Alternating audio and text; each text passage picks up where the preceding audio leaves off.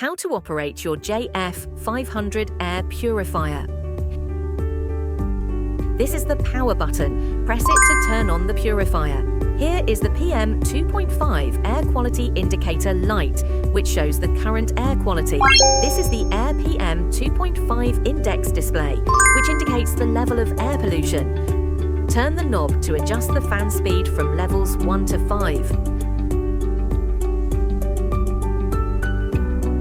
Press the left button to activate auto mode.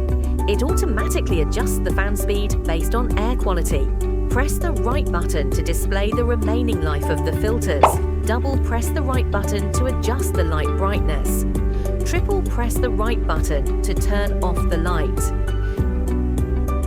To activate or deactivate child lock, press and hold both the left and right buttons at the same time.